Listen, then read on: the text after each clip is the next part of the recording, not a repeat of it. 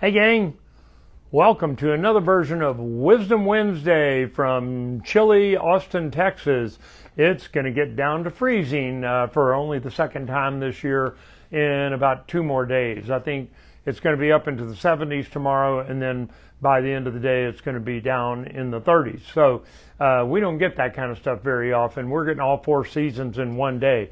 But anyway, welcome from Austin, Texas, and specifically from Austin Dental Spa. I'm Mark Sweeney, the owner of Austin Dental Spa, and we have a different theme every month. If you've never watched a Wisdom Wednesday before, welcome. If you have watched them before, you know that we have a different theme every month.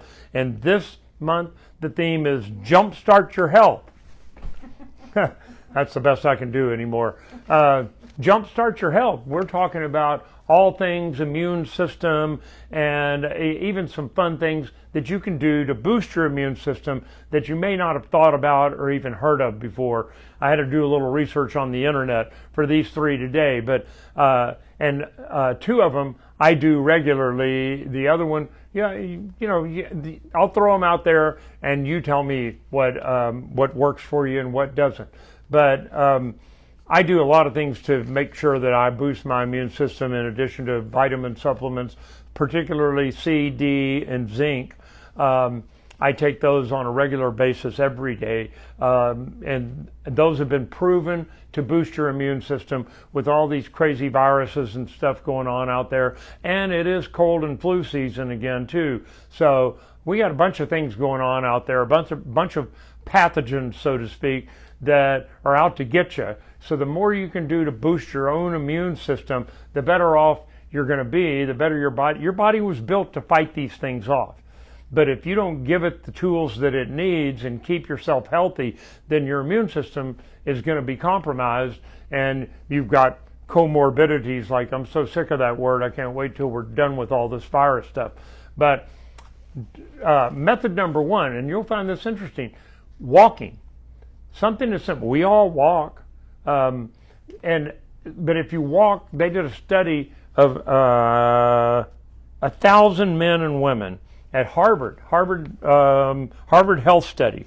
1,000 men and women walking for 20 minutes a day. For 5 days a week. They got a 43% fewer sick days than people, and that's not really what I would consider, and most people would consider, difficult exercise, walking 20 minutes a day, 5 days a week. But they had a 43% fewer sick days and than those who exercise less than once a week. And if they did get sick, it was for a shorter duration and their symptoms were milder. Now that's significant. That's just from walking. Imagine if you worked out 3 days a week. But walking 5 times a week for 20 minutes at a time. We got this beautiful hike and bike trail here. That should be no big deal, except when it's freezing at the end of the day tomorrow. 43% increase in chance that you won't get sick. So that's significant. This next one's kind of a fun one for me because I have a rebounder, and I had put it in the garage and forgotten about it until COVID last year. I was living in a condo downtown. I had no access to anything other than the hike and bike trail, and on some days I just didn't feel like changing clothes and going out there. I pulled that rebounder out and started bouncing on it in the living room while I'm watching the news and all the COVID reports and all that stuff. That's just like walking for me. It was killing 2 birds with 1 stone and getting some exercise.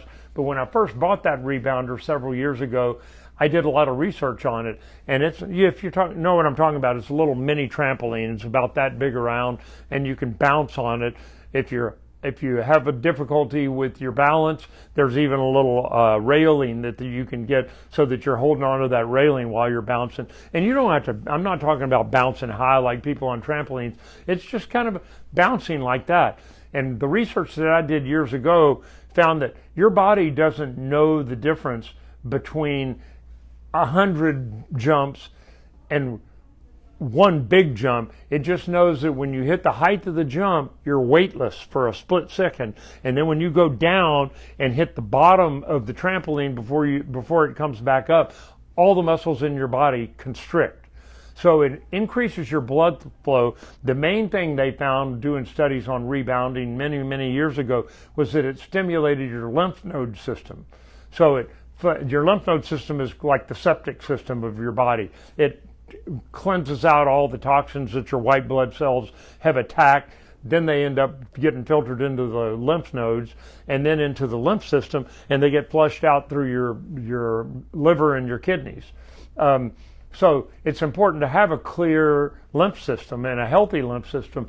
Rebounding stimulates your lymph nodes and it stimulates your muscles. So whether you do 1,000 little mini contractions on a rebounder or 20 minutes worth of walking, there's some comparative scales in there, and I would rebound for like 30 minutes at a time.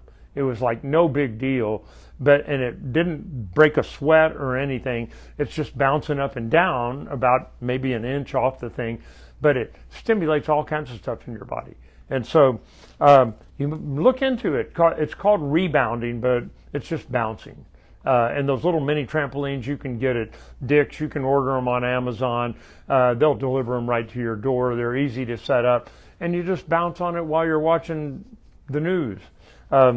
So that's another way to boost your immune system.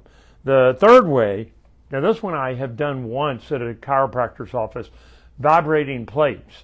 They're basically the same kind of idea as the rebounder, but they're a plate that's probably 2 feet in diameter.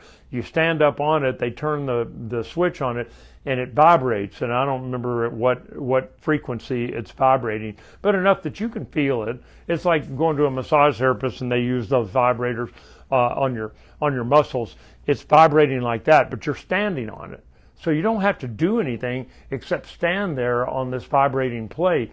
But they found that the Journal of Frontiers of Bioengineering and Biotechnology, which was also at Harvard, they did the study on rats and mice first, but they found it with humans that if they stood on a vibrating plate 30 minutes a day for 30 days in a row, so 30 for 30, that the good bacteria in their gut, the lactobacilli, that it changed the gut bacteria to a healthier environment just from vibrating on this thing. They don't understand what the cause and effect was, but apparently they tested enough humans that they found that it's the same bacteria that's found in the pills you can take that are I forget what they call them, biomes, probiotics, yeah. Or in yogurt or in other fermented foods. If you don't know what fermented foods are, go to Whole Foods or to Central Market. They've got a whole section with like bottled carrots, cucumbers.